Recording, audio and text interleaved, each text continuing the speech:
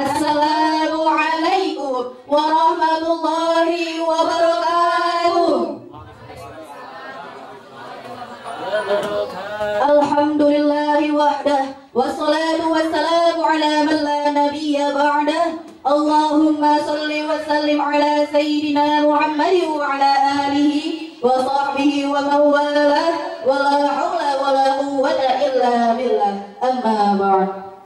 Dewan guru yang arif dan bijaksana dan hadirin yang berbahagia, dalam dunia yang begitu luas, dengan jarak antar negara yang amat berjauhan, tidaklah menjadi penghalang bagi kita untuk mengetahui apa yang sedang terjadi di belahan negara lain. Mengapa demikian hadirin? Karena terciptanya alat elektronik digital saat ini yang mempercepat arus informasi dan komunikasi dalam hitungan detik. Namun hadirin, perlu diingat bahwa kecanggihan alat komunikasi itu bisa membawa dampak negatif di samping dampak positif.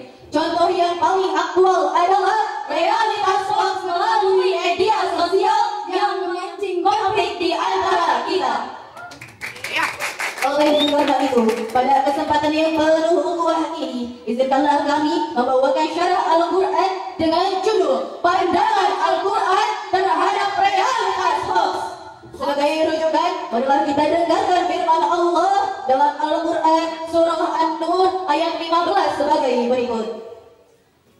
A'udzu billahi minasy syaithanir rajim.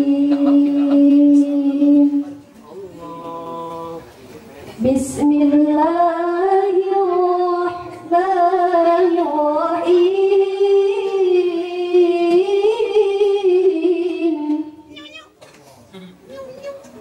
Ittaqawnahu bi alsinatikum wa taquluna bi afwahikum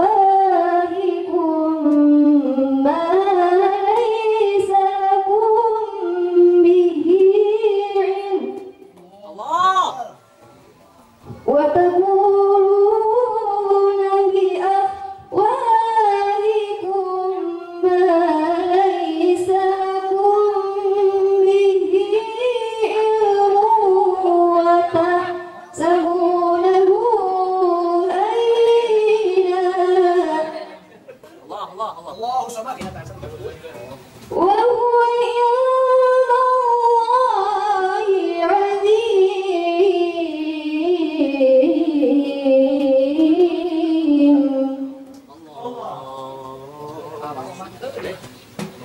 hamba berlindung di bawah kuasa-Mu ya Allah dari godaan syaitan yang terkutuk.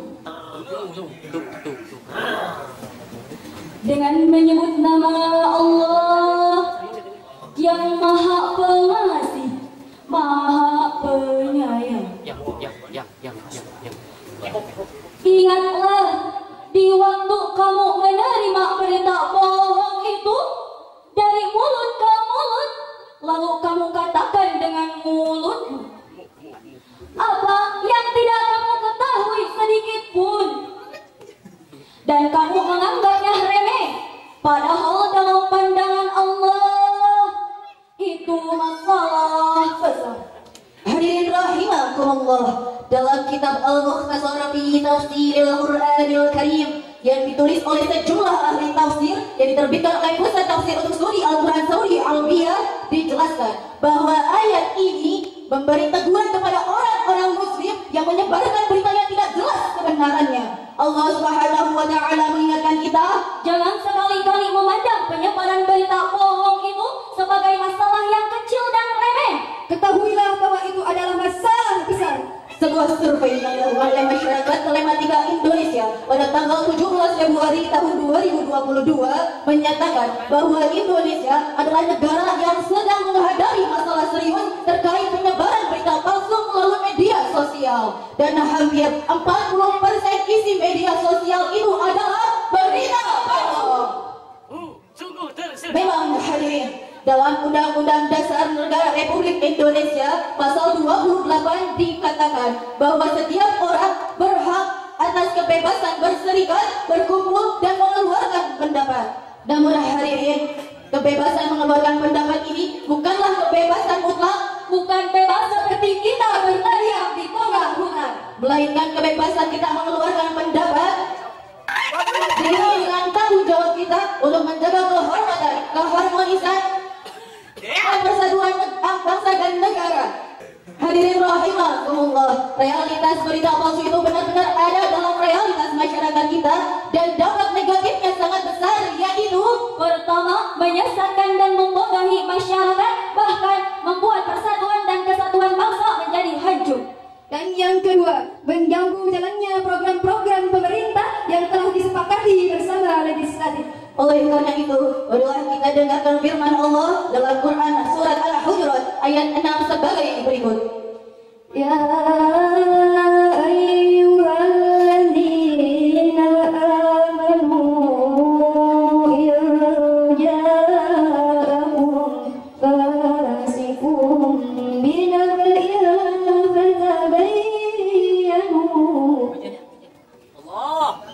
fatabayyanu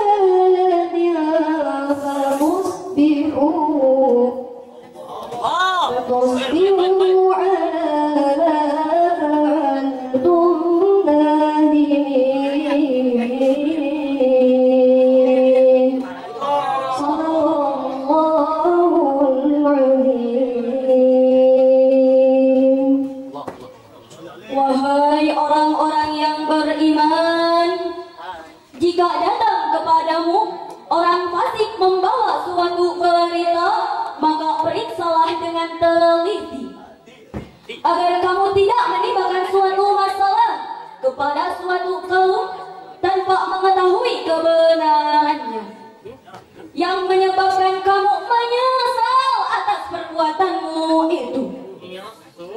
Maha benar Allah atas segala firman-Nya, dan Dialah yang Maha Agung.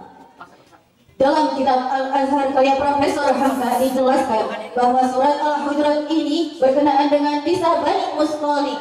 Mereka dituduh berencana membunuh Al-Walid, utusan Nabi, untuk membayar zakat. Padahal hadirin, pada laporan yang sebenarnya, Bani Mustalik justru datang berduyun-duyun menyambut kedatangan Al-Walid untuk membayar zakat. Maka kata fasik dalam ayat ini artinya Pembohong atau banyak melakukan dosa. dari ayat ini ada hal yang harus kita lakukan, yakni kita tidak boleh menelan mentah-mentah suatu berita yang belum diketahui kebenarannya. Kita harus melakukan cek and recheck, yakni memeriksa berkali-kali agar tidak terjadi konflik. Gadis cantik bersinjang sutra, gelang dan antingnya berkilauan. Waspadalah terhadap berita yang ada, teliti dahulu sebelum disebarluaskan. Bapak Ibu, para hadirin, cukup sekian syarahan kami. Mohon maaf atas kekurangan kami. Terima kasih, semoga berjumpa kembali. Wassalam.